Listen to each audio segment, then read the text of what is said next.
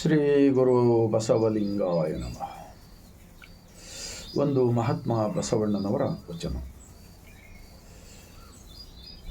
ಶ್ವಾನಜ್ಞಾನ, ಗಜಜ್ಞಾನ, ಕೂಕಟ ಜ್ಞಾನವೆಂಬ ಜ್ಞಾನಾತ್ರಯಗಳು ಏನಾದವು? ಕೂಡಲ ಸಂಗಮ ದೇವ, ನಿಮ್ಮ ಅರಿಯದ ज्ञानವೆಲ್ಲ अज्ञान नोड़। इस वचन के अंदर क्या है? 3 प्राणियों का उदाहरण दिया है महात्मा बसवण्णा जी।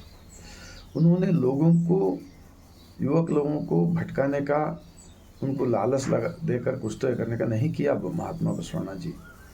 लोगों को ज्ञानी बनाया। सृष्टिकर्ता मालिक दुनिया का एक ही है, सबके अंदर है। ईमानदारी से, सच्चाई से जिंदगी करो, मेहनत करो, और तुम्हारा शरीर ही भगवान का मंदिर है, ऐसा समझ के चलने को सिखाया। तो 12वीं शताब्दी में मांगने वाला कोई नहीं थे, देने वाला थे। ये चोरी करने वाले, झूठ बोलने वाले, ये राजकारणी में झूठ का प्रचार करने वाले, ऐसे नालायक लोग कभी नहीं थे। तो उस जमाने में उन्होंने भी प्रधानमंत्री थे ना महात्मा बसवण्णा जी।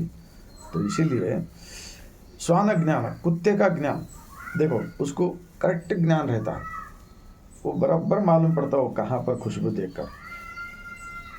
कुकट ज्ञान, मुर्गी कितना भी झांक के रखो, क्या टाइम को पुकारना है वो टाइम को पुकारता। गज ज्ञान, हाथी का ज्ञान, वो देखो सात्विक प्राणी रहता, वो कितना भी मेहनत करो, वजन सामान दो।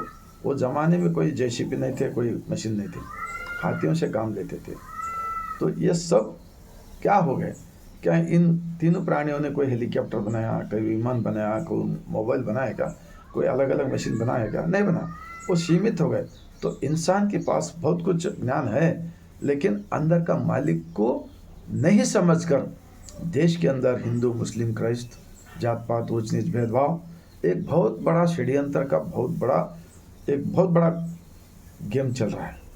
इसको रोकने के लिए विश्व संविधान के नायक महात्मा बसवण्णा जी, भारत संविधान के नायक भारत रत्न डॉक्टर BR अम्बेडकर जी, उन्होंने 22 प्रतिज्ञा किए हैं। जो बाहर के, जो इंसानों के हाथों से बनाए मूर्ति के अंदर भगवान को मत ढूंढो, तुम भिखारी बनोगे। स्कूल जाओ, पढ़ो लिखो, शिक्षण, संघटने, ಹೋರಾಟ, अन्याय के खिलाफ ಹೋರಾಟ। तो ನಿಮ್ಮ ಅರಿಯದ ಜ್ಞಾನವೆಲ್ಲ अज्ञान। अंदर कौन है?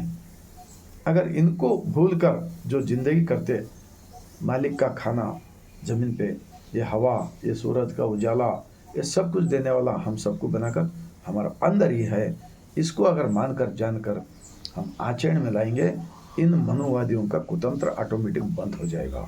ಇವತ್ತಿನ ಲಿಂಗಾಯತರು ನಿಜಕ್ಕೂ ಇವರೆಲ್ಲರೂ ತಮ್ಮ ಆಚರಣೆಗಳನ್ನು ಬಿಟ್ಟು ಈ ಮನುವಾದಿಗಳ ಆಚರಣೆ ಬೆನ್ನು ಹತ್ತಿರುವುದರಿಂದ ಇವರ ಕುಟುಂಬದಲ್ಲಿ ಯಾರು ಕೂಡ ಒಂದು ಒಳ್ಳೆಯ ಸಂಸ್ಕಾರ ಇಲ್ಲ. ಒಳ್ಳೆಯ ಸಂಸ್ಕಾರ ತಿಳ್ಕೊಂಡು ಬದುಕಬೇಕಾಗಿದ್ದೇ ಆದರೆ ಕಂಬಾರ್, ಕುಂಬಾರ್, ಹೂಗಾರ್, ಬಡಿಗರ್ ಎಲ್ಲ ಒಳಪಂಗಡದವರು 12ನೇ ಶತಮಾನದಲ್ಲಿ ಬಸವಣ್ಣನವರ ಅನುಭವ ಮಂಟಪದಲ್ಲಿ ಲಿಂಗಾಯತರಾಗಿದ್ದರು.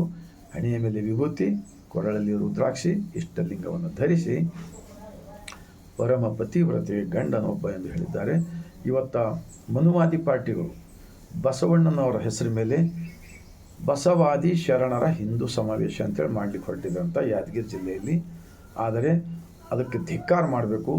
ಅವರು ಒಳಗೊಂದು ಹೊರಗೊಂದಿದೆ, ಅವರ ನುಡಿ ಒಂದು ಪರಿ, ಅವರ ನಡೆ ಒಂದು ಪರಿ ಇದೆ. ಇದು ಬಹಳ ದೊಡ್ಡ ಷಡ್ಯಂತ್ರ ಇದೆ. ಬಸವಾದಿ ಶರಣರ ಸತ್ಯದ ವಿಚಾರಗಳನ್ನು ಕೊಲೆ ಮಾಡ್ತಕ್ಕಂಥದ್ದು ಒಂದು ದೊಡ್ಡ ಪ್ರಯತ್ನ ಮಾಡ್ತಾ ಇದ್ದಾರೆ.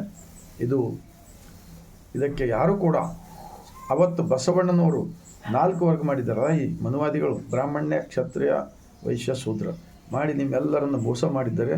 ಬಸವಣ್ಣವರು ಪ್ರಧಾನಮಂತ್ರಿ ಆಗಿದ್ದುಕೊಂಡು ಅಪ್ಪ ಬಪ್ಪ ಅಂತ ಅಪ್ಪಿಕೊಂಡು ನಿಮ್ಮೆಲ್ಲರನ್ನ ಮೇಲೆತ್ತಿ ಕಾಯಕವೇ ಕೈಲಾಸ, ಅರಿವೇ ಗುರು, ದೇಹವೇ ದೇವಸ್ಥಾನ ಅಂತ ಹೇಳಿದಾರಲ್ಲ.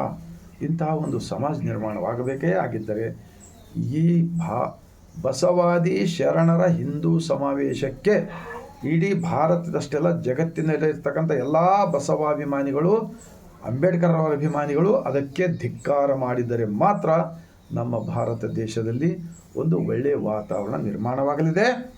ಮತ್ತು ತಮ್ಮೆಲ್ಲರಲ್ಲಿ ಕಳಕಳಿ ವಿನಂತಿ, ಸರ್ಕಾರದ ಮುಂದೆ ಇಡಬೇಕು ನಾವು. ಪ್ರತಿಯೊಂದು ಗ್ರಾಮ ಪಟ್ಟಣಗಳಲ್ಲಿ ಬಸವ ಮಂಟಪಗಳು, ಅನುಭವ ಮಂಟಪಗಳು, ಬುದ್ಧ ವಿಹಾರಗಳು, ಅಂಬೇಡ್ಕರ್ ಅಭಿಮಾನಿಗಳ ಒಂದು ಸಂಘ, ಇವೆಲ್ಲ ಮಾಡಿಕೊಂಡು ನೀವೆಲ್ಲರೂ ಒಕ್ಕಟ್ಟಾಗಿ ಬದುಕಿದರೆ ಈ ಮನುವಾದಿಗಳು ಒಂದು ವೇಳೆ ನೀವು ಹೀಗೆ ಮಾಡಿದರೆ ದೇಶ ಮತ್ತೆ ಗುಲಾಮಗಿರಿಯಲ್ಲಿ ಕೊಂಡೊಯ್ಯುವ ಒಂದು ದೊಡ್ಡ ಷಡ್ಯಂತ್ರ ನಡೀತಾ ಇದೆ. ಭಾಳಷ್ಟು ಜನಗಳು ವಚನ ಓದುವುದಿಲ್ಲ, ಅರ್ಥ ಮಾಡಿಕೊಳ್ಳುವುದಿಲ್ಲ, ಮತ್ತು ಸಂವಿಧಾನ ಓದುವುದಿಲ್ಲ. ನನಗೆ ಕೂಡ ಏನೂ ಗೊತ್ತಿದ್ದಿಲ್ಲ ಮೊದಲು. ಈ ಗ್ರಂಥಗಳನ್ನು ಓದುವುದರಿಂದ ಯಾರು ಎಷ್ಟು ನಾಟಕ ಕಂಪ್ನಿ ಮಾಡ್ತಾ ಇದ್ದಾರಲ್ಲ, ಇವರೆಲ್ಲರ ಕುತಂತ್ರ ನಮಗೆ ಅರಿವಿಗೆ ಬರ್ತಾ ಇದೆ.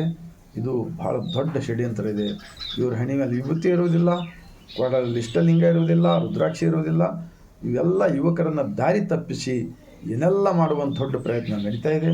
ಇದೆಲ್ಲ ನಿಂತಾಗ ಮಾತ್ರ ನಮ್ಮ ಭಾರತ ದೇಶದಲ್ಲಿ ನೆಮ್ಮದಿ, ಶಾಂತಿ, ಸಮೃದ್ಧಿ, ಎಲ್ಲರಿಗೂ ಕಲ್ಯಾಣ ಆಗಲಿದೆ ಎಂದು ನಾನು ಈ ಗ್ಯಾರಂಟಿಯೊಂದಿಗೆ ಹೇಳ್ತಾ, ಈ ವಿಡಿಯೋ 145 ಕೋಟಿ ಭಾರತೀಯರಿಗೆ ತಲುಪುವ ಕಾರ್ಯ ಮಾಡಿರಿ.